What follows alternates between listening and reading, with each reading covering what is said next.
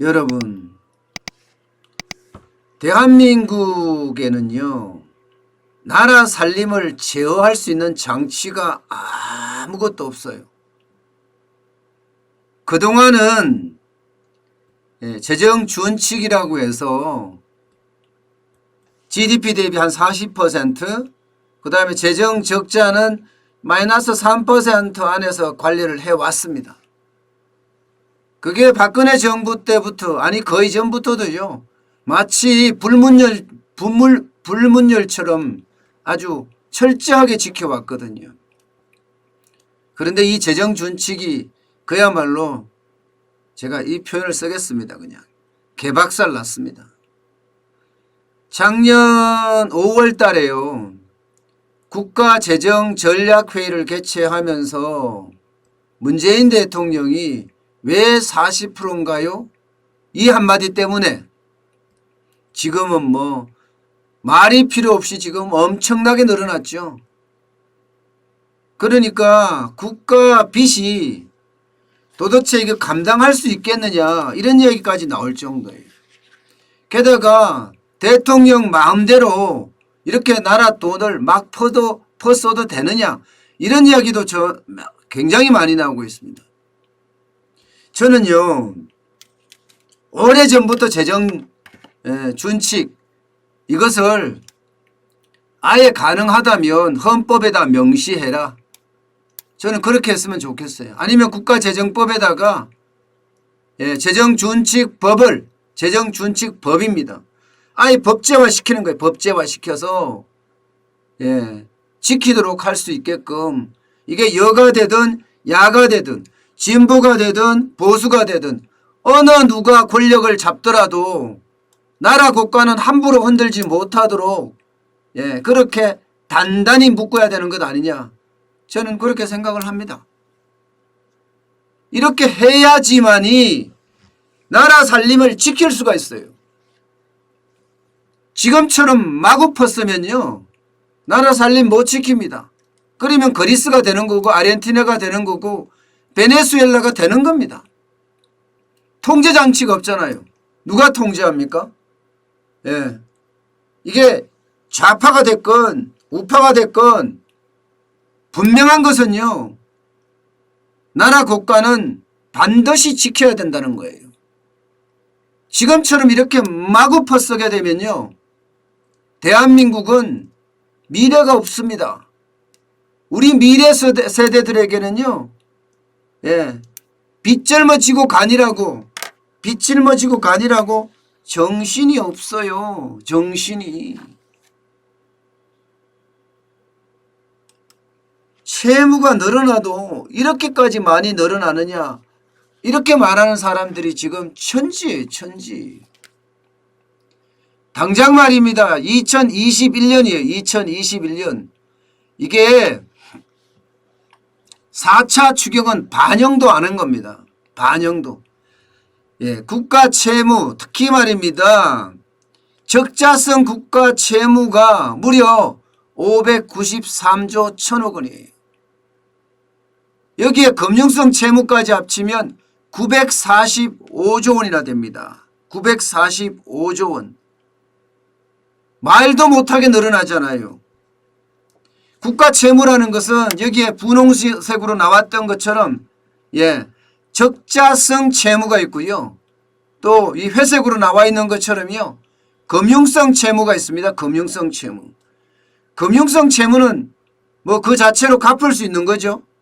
예를 들어서 국민주택기금 융자하잖아요. 이런 융자금, 외화자산, 이거는 이제 외국환 평형기금이라고 해서 외화가 자산으로 쌓여 있는 것을 말합니다. 이거는요, 상환받으면 다 갚을 수 있는 거라서 금융성 채무라고 할 수도 있어요.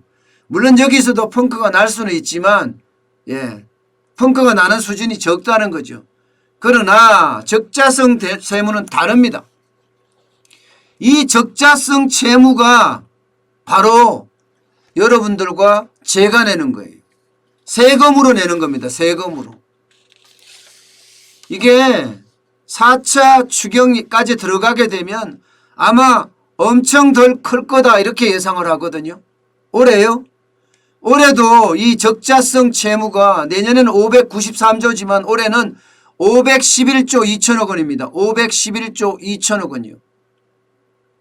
전체 국가 채무가 839조 4천억 원이거든요. 이 중에 60.9%를 차지합니다. 60.9%. 내년에는 이게 81조 더 늘어나서 여기 나오는 것처럼요.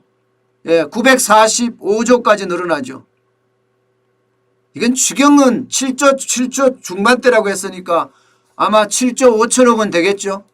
이거는 반영도 안 한 수치가 이만큼이에요. 반영도 안 한 수치가.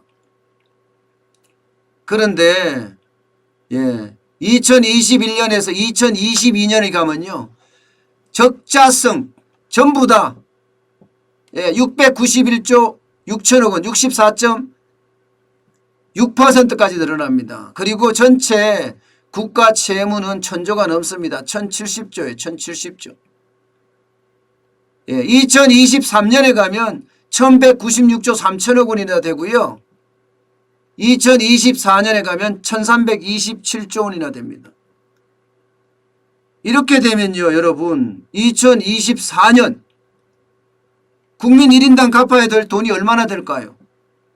그 당시 2024년에 인구가 좀 줄어서 5천만 285만 명, 5천만 285명 이렇게 된다고 쳐요. 5만 명이 아니죠. 5명이죠.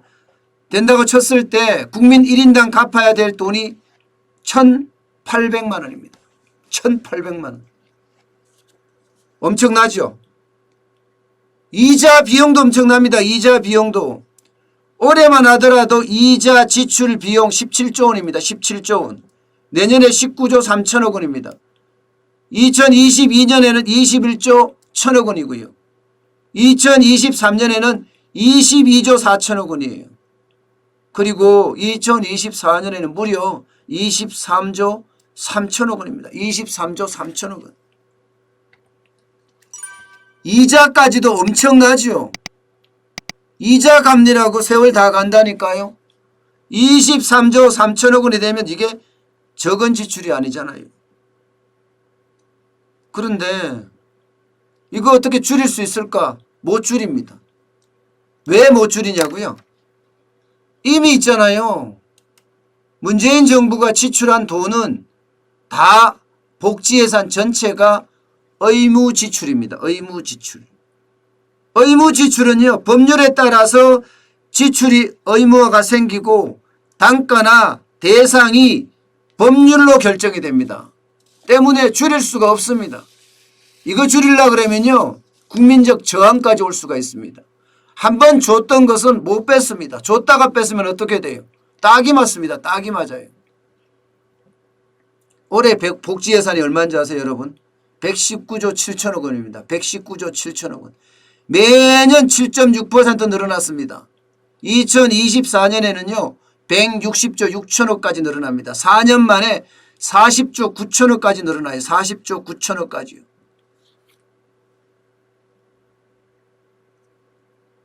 이렇게 되니까 정부도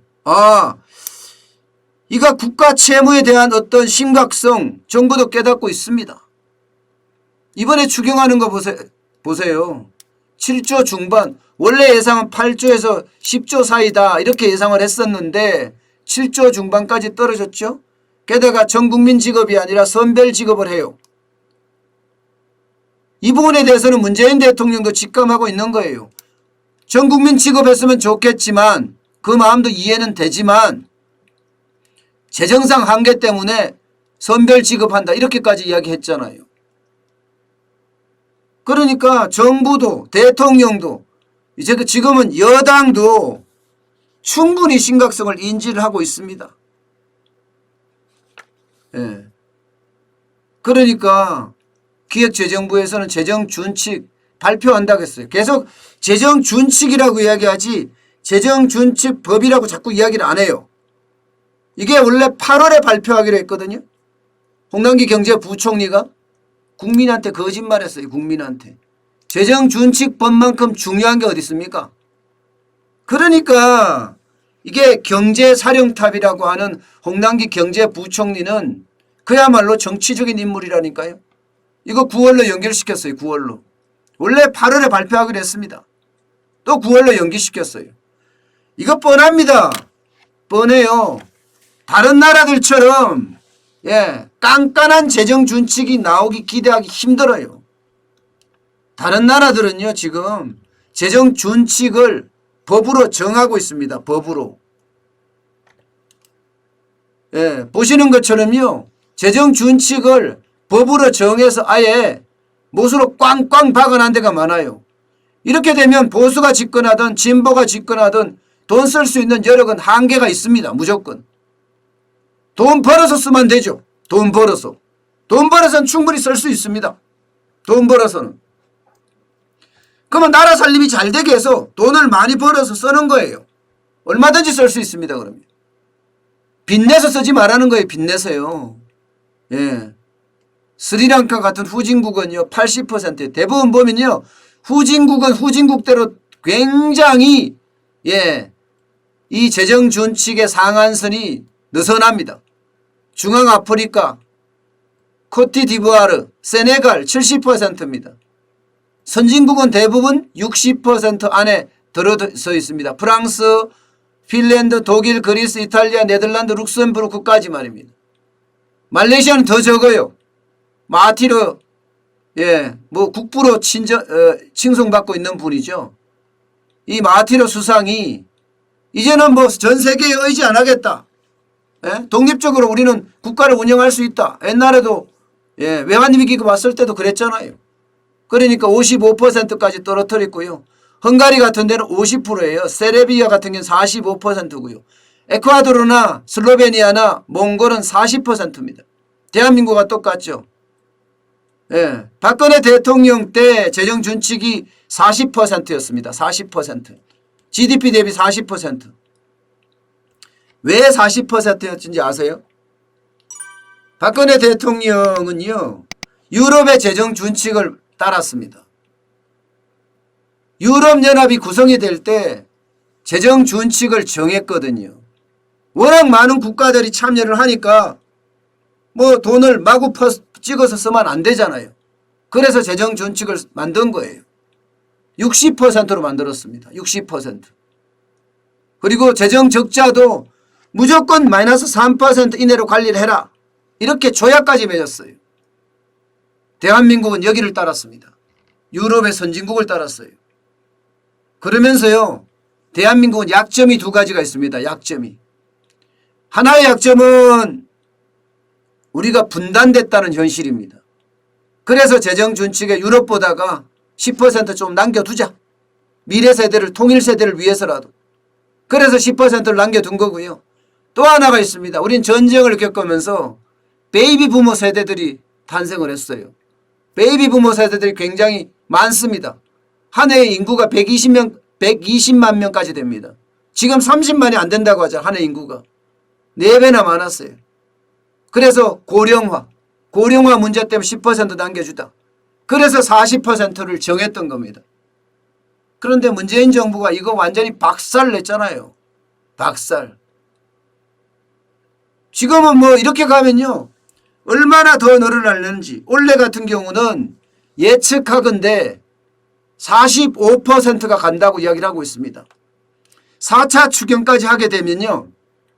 정부 이야기는 43.9% 정도 많이 가면 44% 간다고 이야기를 하는데요. 정부의 기준은요. 경제성장률 전망치가 플러스 0.1%를 도달했을 때예요. 지금 한국은행 전망치 같은 경우는 최악의 경우가 마이너스 2.2%입니다. 마이너스 2.2%. 여기에 기준을 두고 할 때는요. 이게 GDP가 그만큼 줄어든다는 거잖아요. 그러면 부채 비율도 늘어나게 되는 거죠. 분모가 줄어드는 거잖아요. 분모가. 그렇게 되면 45%까지도 갈 수 있다. 이렇게 예측을 하고 있어요. 여러분 제가 방송을 하면서요. 진짜 피가 터지게 재정준칙 정하자 이렇게 이야기하고 있습니다. 이거 재정준칙 안 정하면 이제는 마음대로 쓰는 거 이건 막아야 되거든요. 문재인 대통령만 지금 마음대로 쓴다니까요. 전 세계가 재정준칙을 도입한 나라는 85개국이나 됩니다. 독일, 영국, 프랑스 다 도입했고요. 이 중에서 63개국은요. 국가 채무준칙까지 정했어요. 채무준칙까지. 예, 재정준칙뿐만 아니라 채무준칙 아주 구체적으로 명시를 했다니까요. 독일 같은 경우는 헌법에다 아예 명시해서 헌법에다. 제가 말씀드렸죠. 예, 신규 채무는 GDP 대비 0.35% 이내여야 된다. 이렇게 헌법에다 명시해버렸습니다. 영국은요.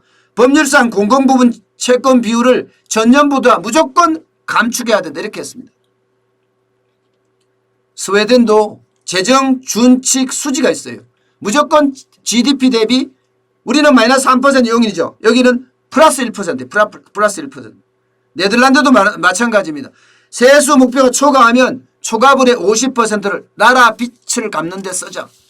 예, 이렇게 정해놨습니다. 프랑스도 그렇습니다. 프랑스도. 재정 수지를 적어도 예, 플러스 0.5% 이내로 관리하자. 이렇게까지 아주 디테일하게 써놨습니다. 대한민국이 정해야 돼요. 이번 기회에 예, 정해야 됩니다. 저는 야당도 이야기 안 하고 있으니까 이야기를 하는지도 모르겠죠. 그런데 구체적으로 드러나는 거 없습니다. 이거 펑펑 못 쓰게 막아야 되거든요. 혈세가 저렇게 펑펑 써제끼면 우리는 어떻게 되냐고요. 예, 저도 국밥집을 하면서 3년 동안 한 달에 말입니다. 50만 원, 100만 원 벌 때도 4대 보험 다 내고요. 예, 세금 다 냈습니다. 이거 막아야죠. 이거 이대로 가서는 절대 안 되거든요. 지금 정부도 이런 생각을 하고 있어요. 이런 생각을. 그래서 9월 달까지 재정준칙 모르겠어요. 재정준칙 법이 될런지 모르겠는데 이 법자가 빠져 있긴 한데요. 만약에 법제화가 된다 그래도요. 아마 문재인 정부는 꼼수에 능하잖아요. 아마 자기 정부 때는 이게 적용 안 하려고 할 거예요. 예. 지금 그대로 국가재정법 개정안을 발의를 해야 되거든요. 국가재정법. 거기에다가 재정준칙을 집어넣어야 되는데 이거 40일 입법 예고만 40일이에요.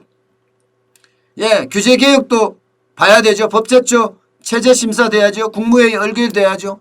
아니 이런 거 있잖아요. 임대차 보호 3법처럼 4일 만에 통과시켜서 돈 못 쓰게 막아야지. 도대체 국민의힘 야당은 뭘 하고 있나요? 제가 이틀 연속 비난하고 있습니다. 이틀 연속. 오죽 답답했으면 제가 이렇게 이틀 연속 이야기하겠습니까? 재정이라는 건 예, 권력의 것이 아닙니다. 좌파의 것도 우파의 것도 아니에요.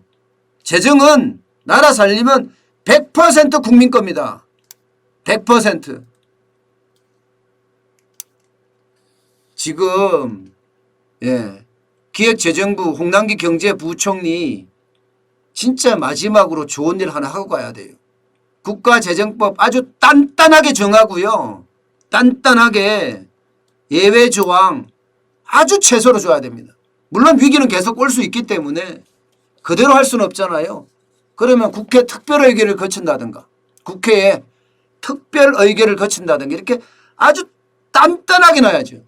그래서 위기 때 얼마나 재정을 늘릴 수 있는지 이거는 국회의 몫으로 놔두자고요.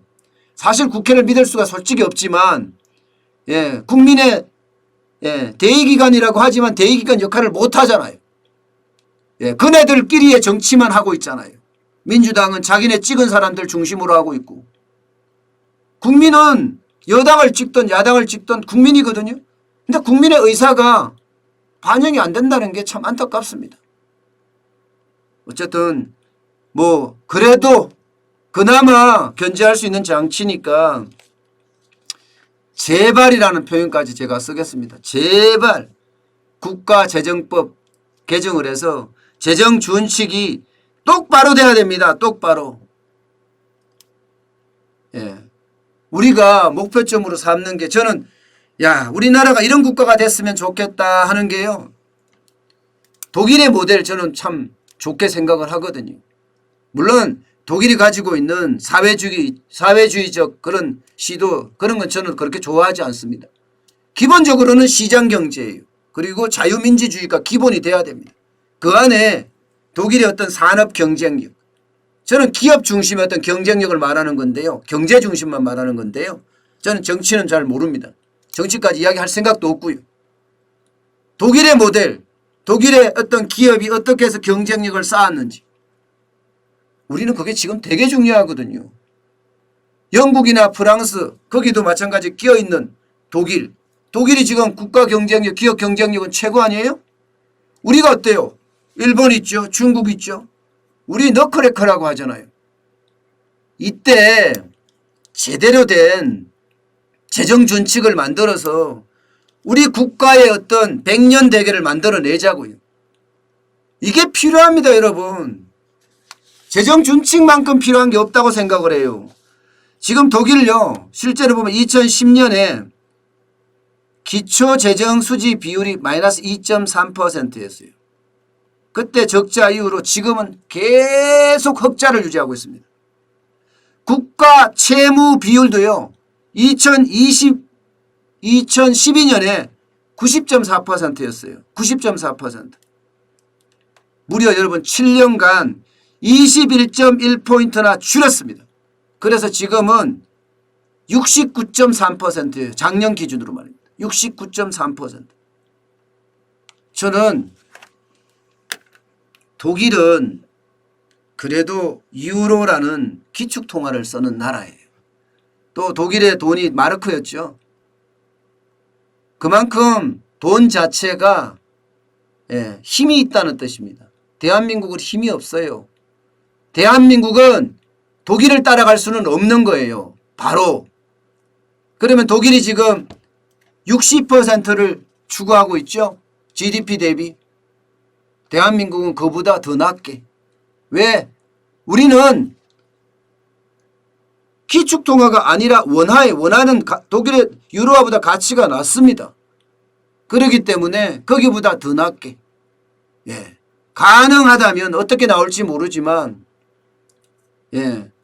분명히 대한민국에서 감당할 수 있는, 그리고 어떤 위기가 와도 대한민국은 더 큰 위기를 대비할 수 있는 그런 나라 국간지기, 나라 국간을 지켜야 되는 그런 수준으로 저는 해야 된다고 생각을 합니다. 지금이 바로 그 시기입니다. 국민의힘, 그리고 정의당, 국민의당, 야당 의원 여러분, 지금이 기회예요. 지금이 우리에게 재정을 지킬 수 있는 마지막 기회를 주는 거기도 합니다. 마지막 기회를 잡자고요. 여러분과 함께 말입니다. 아셨죠?